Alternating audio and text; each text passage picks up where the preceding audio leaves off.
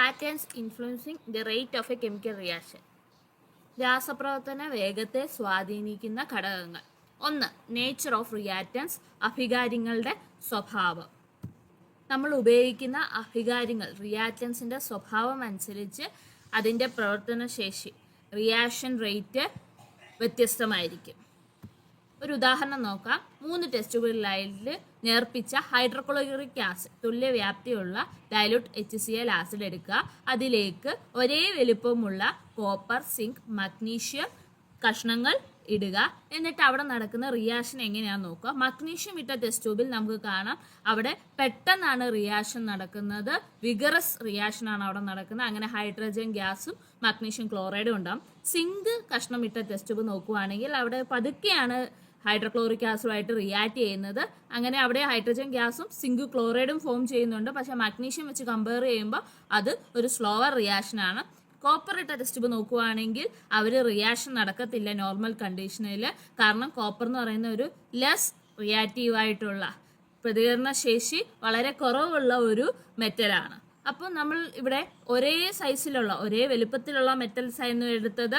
അതുപോലെ തന്നെ hydrochloric acid ഒരേ വ്യാപ്തമുള്ള ഒരേ വോളിയം ഉള്ളതുമായിരുന്നു എടുത്തത്. പക്ഷേ ഇതിൽ നമുക്ക് മനസ്സിലാക്കാൻ സാധിച്ചത് എന്താണ്? റേറ്റ് ഓഫ് കെമിക്കൽ റിയാക്ഷൻ, രാസപ്രവർത്തന വേഗം വ്യത്യസ്തമായിരുന്നു. കാരണം ഓരോ മെറ്റലിൻ്റെയും അവിടെ ഉപയോഗിച്ച അഭികാര്യങ്ങളുടെ സ്വഭാവം അനുസരിച്ച് അവിടെ ഉണ്ടായ രാസപ്രവർത്തന വേഗവും വ്യത്യസ്തമായിരുന്നു. കോൺസെൻട്രേഷൻ ഓഫ് റിയാക്റ്റൻസ്, അഭികാര്യങ്ങളുടെ ഗാഢത. നമ്മൾ കോൺസെൻട്രേഷൻ എന്ന് പറയുന്നത്, ഗാഢത എന്ന് പറയുന്നത് യൂണിറ്റ് വ്യാപ്തത്തിൽ യൂണിറ്റ് വോളിയത്തിലുള്ള നമ്പർ ഓഫ് മോളിക്യൂൾസ് തന്മാത്രകളുടെ എണ്ണത്തെയാണ് ഗാഢത എന്ന് പറയുന്നത്. നമ്മൾ 2 ടെസ്റ്റ് ട്യൂബുകളിലായിട്ട് കോൺസെൻട്രേറ്റഡ് HClഉം ഗാഢ ഹൈഡ്രോക്ലോറിക് ആസിഡും ഒരു ടെസ്റ്റ് ട്യൂബിൽ നേർപ്പിച്ച ഡൈല്യൂട്ട് ഹൈഡ്രോക്ലോറിക് ആസിഡും എടുക്കുക. ഇതിൽ ഏത് ടെസ്റ്റ് ട്യൂബിലായിരിക്കും ഹൈഡ്രോക്ലോറിക് ആസിഡ് മോളിക്യൂൾസ് തന്മാത്രകളുടെ എണ്ണം കൂടുതലായി കാണുന്നത്? കോൺസെൻട്രേറ്റഡ് HCl ഉള്ള ടെസ്റ്റ് ട്യൂബിലായിരിക്കും HCl മോളിക്യൂൾസ്, HCl തന്മാത്രകൾ കൂടുതലായി കാണപ്പെടുന്നത്. ഈ 2 ടെസ്റ്റ് ട്യൂബിലേക്ക് തന്നെ ഒരു പീസ് ഓഫ് മഗ്നീഷ്യം റിബൺ തുല്യ മാസിലുള്ളത് ഇടുക. എന്നിട്ട് അവിടെ നടക്കുന്ന ഒബ്സർവേഷൻ നോക്കുക. നമ്മൾ കോൺസെൻട്രേറ്റഡ് HCl ഇട്ട മഗ്നീഷ്യം റിബൺ പെട്ടെന്ന് റിയാക്ട് ചെയ്ത് ബബിൾസ് ഫോം ചെയ്യുന്നത് നമുക്ക് കാണാം. അങ്ങനെ അവർ ഹൈഡ്രജൻ ഗ്യാസിനെ റിലീസ് ആക്കുന്നതും നമുക്ക് കാണുവാൻ സാധിക്കും. അതുപോലെ തന്നെ ഡയലൂട്ട് HCl ഇട്ട മഗ്നീഷ്യം റിബൺ വളരെ പതുക്കെയായിരിക്കും അവിടുത്തെ ഡയലൂട്ട് HClയുമായിട്ട് റിയാക്ട് ചെയ്ത് ഹൈഡ്രജൻ ഗ്യാസിനെ പ്രൊഡ്യൂസ് ചെയ്യുന്നത്. അപ്പോൾ റിയാക്ഷൻ റേറ്റ്, രാസപ്രവർത്തന വേഗം കൂടുതൽ നടന്നത് ഏതിലാണ്? കോൺസെൻട്രേറ്റഡ് HCl ഇട്ട മഗ്നീഷ്യം റിബൺ ആണ്. കോൺസെൻട്രേഷൻ ഓഫ് റിയാക്റ്റൻസിന്റെ ഗാഢത കൂടുന്നതനുസരിച്ച് നമ്പർ ഓഫ് പാർട്ടിക്കിൾസ്, കണികൾ, യൂണിറ്റ് വ്യാപ്തിയിലുള്ള കണികളുടെ എണ്ണവും കൂടും.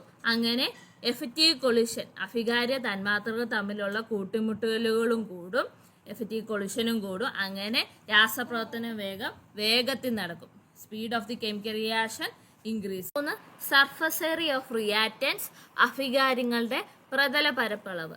നമ്മളിവിടെ 2 ബീക്കർ എടുക്കുന്നു. 2 ബീക്കറിലായിട്ട് നേർപ്പിച്ച hydrochloric acid, dilute hydrochloric acid തുല്യ അളവിൽ ചേർക്കുന്നു. ഇതിലേക്ക് തുല്യ മാസുള്ള ഒരു ബീക്കർ, ഈ ബീക്കർ നമുക്ക് A എന്ന് വിളിക്കാം, അതിലേക്ക് മാർബിൾ പീസും B എന്ന് പറയുന്ന ഈ ബീക്കറിലേക്ക് പൗഡേർഡ് മാർബിൾ പൊടിച്ചതും നമ്മൾ ചേർക്കുന്നു. മാർബിൾ എന്ന് പറഞ്ഞാൽ കാൽസ്യം കാർബണേറ്റ് CaCO3 ആണ്. ഇവർ പ്രവർത്തിക്കുമ്പോൾ ഹൈഡ്രോക്ലോറിക് ആസിഡുമായിട്ട് പ്രവർത്തിക്കുമ്പോൾ നമുക്ക് കിട്ടുന്ന കാൽസ്യം ക്ലോറൈഡും വാട്ടറും അതുപോലെ തന്നെ കാർബൺ ഡയോക്സൈഡുമാണ്. അപ്പോൾ ഇവിടുത്തെ റിയാക്റ്റൻസ് എന്ന് പറയുന്നത് എയിലെ റിയാക്റ്റൻസ് മാർബിളിന്റെ കഷ്ണം, പീസ് ഓഫ് മാർബിളും ഡയലൂട്ട് HClയുമാണ്. B എന്ന ബീക്കറിലെ റിയാക്റ്റൻസ്, അഭികാര്യങ്ങൾ എന്ന് പറയുന്നത് മാർബിൾ പൊടിച്ചതും ഡയലൂട്ട് HClയുമാണ്. ഇനി നമ്മൾ ഇവിടുത്തെ റിയാക്ഷൻ നോക്കുകയാണെങ്കിൽ പെട്ടെന്ന് നമുക്ക് പ്രൊഡക്റ്റ് തരുന്നത് പൗഡേർഡ് മാർബിൾ പൊടിച്ചത് ഇട്ട ബീക്കറിലായിരിക്കും പെട്ടെന്ന് റിയാക്ഷൻ നടന്ന് നമുക്ക് ഉൽപ്പന്നങ്ങൾ കിട്ടുക. അതിന് കാരണം പൗഡേർഡ് പൊടിച്ച മാർബിളിന്റെ സർഫസ് ഏരിയ എന്ന് പറയുന്നത് മാർബിൾ കഷ്ണത്തേക്കാൾ കൂടുതലാണ്. മാർബിൾ കഷ്ണത്തെക്കാളും സർഫസ് ഏരിയ, പ്രതല പരപ്പളവ് മാർബിൾ പൊടിച്ചതിനാണുള്ളത്. അപ്പോൾ കൂടുതൽ HCl മോളിക്യൂൾസിന്, HCl തന്മാത്രകൾക്ക് മാർബിളുമായിട്ട് സമ്പർക്കത്തിന് കാരണമായി മാറുന്നു. അങ്ങനെ അവിടെ റിയാക്ഷൻ റേറ്റ് കൂടുതലാവുന്നു, രാസപ്രവർത്തനം വേഗത്തിൽ നടക്കുന്നു, അങ്ങനെ ഉൽപ്പന്നങ്ങൾ ലഭിക്കുന്നു. അപ്പോൾ സർഫസ് ഏരിയ, പ്രതല പരപ്പളവ് എന്ന് പറയുന്നത് റേറ്റ് ഓഫ് കെമിക്കൽ റിയാക്ഷന്, രാസപ്രവർത്തനങ്ങളിലെ വേഗത്തെ സ്വാധീനിക്കുന്ന ഒരു ഇമ്പോർട്ടൻ്റ് ഫാക്ടറാണ്, പ്രധാന ഘടകമാണ്. പ്രത്യേകിച്ച് സോളിഡ്സിൽ, ഖരവസ്തുക്കൾ ഉൾപ്പെട്ടതിൽ പ്രതല പരപ്പളവ് സർഫസ് ഏരിയ എന്ന് പറയുന്നത് ഒരു പ്രധാന ഘടകം തന്നെയാണ്. അപ്പം നമ്മൾ അഭികാര്യങ്ങളിൽ റിയാക്റ്റൻറ്റിൽ യൂസ് ചെയ്യുന്ന സബ്സ്റ്റൻസ് നമ്മൾ ചെറിയ പീസസ് ആയിട്ടോ അല്ലെങ്കിൽ പൊടിയായിട്ടോ ഉപയോഗിക്കുകയാണെങ്കിൽ അവരുടെ പ്രതല പരപ്പളവ് സർഫസ് ഏരിയ കൂടും, വർദ്ധിക്കും. അതിന് കാരണമായി കൂടുതൽ മോളിക്യൂൾസിന് എഫക്റ്റീവ് കൊളിഷൻ, കൂട്ടിമുട്ടലുകൾ ഉണ്ടാകുവാൻ കാരണമാകും. അങ്ങനെ കൂട്ടിമുട്ടലുകൾ ഒത്തിരി ആകുമ്പോഴത്തേക്ക് റേറ്റ് ഓഫ് കെമിക്കൽ റിയാക്ഷൻ, രാസപ്രവർത്തനം വേഗത്തിൽ നടക്കും. 4 ടെമ്പറേച്ചർ, താപനില. നമ്മൾ ഉപയോഗിക്കുന്ന റിയാക്റ്റൻസ് അല്ലെങ്കിൽ അഭികാര്യങ്ങളെ ചൂടാക്കുമ്പോൾ, ഹീറ്റ് ചെയ്യുമ്പോൾ അതിലെ പാർട്ടിക്കിൾസ്, കണികളുടെ ഗതികോർജം, കൈനറ്റിക് എനർജി വർദ്ധിക്കുന്നു, ഇൻക്രീസ് ചെയ്യുന്നു. അതായത് താപനില വർദ്ധിക്കുമ്പോൾ, ടെമ്പറേച്ചർ കൂടുമ്പോൾ the number of particles that attain the threshold energy increases. Threshold energy കൈവരിച്ച കണികളുടെ എണ്ണവും കൂടുന്നു. അങ്ങനെ number of effective collision increases, കൂട്ടിമുട്ടലുകളുടെ എണ്ണം വർദ്ധിക്കുകയും രാസപ്രവർത്തനം വേഗത്തിലാവുകയും ചെയ്യുന്നു. Increase in the rate of reaction. അഭികാര്യങ്ങളെ തന്മാത്രകൾ കൂട്ടിമുട്ടിയാലേ ഉൽപ്പന്നം നമുക്ക് ലഭിക്കത്തുള്ളൂ. അപ്പോൾ എഫക്റ്റീവ് കൊളിഷൻ കൂടുമ്പോൾ പെട്ടെന്ന് റിയാക്ഷൻ നടന്ന് നമുക്ക് ഉൽപ്പന്നം കിട്ടുന്നു. അപ്പോൾ അഭികാര്യം ചൂടാക്കുമ്പോൾ നമുക്ക് പെട്ടെന്ന് അവിടെ റിയാക്ഷൻ്റെ വേഗത കൂടുകയാണ് ചെയ്യുന്നത്. അപ്പോൾ ഈ ത്രെഷോൾഡ് എനർജി എന്ന് പറയുന്നത് കെമിക്കൽ റിയാക്ഷൻ, രാസപ്രവർത്തനത്തിൽ പങ്കെടുക്കുന്ന അഭികാര്യങ്ങൾ, റിയാക്റ്റൻസിന് ഒരു certain amount of kinetic energy, ഒരു നിശ്ചിത അളവിൽ ഗതികോർജം ആവശ്യമാണ്. എന്തിനു വേണ്ടി? പ്രൊഡക്റ്റായി മാറാൻ വേണ്ടി, ഉൽപ്പന്നമായി മാറാൻ വേണ്ടി.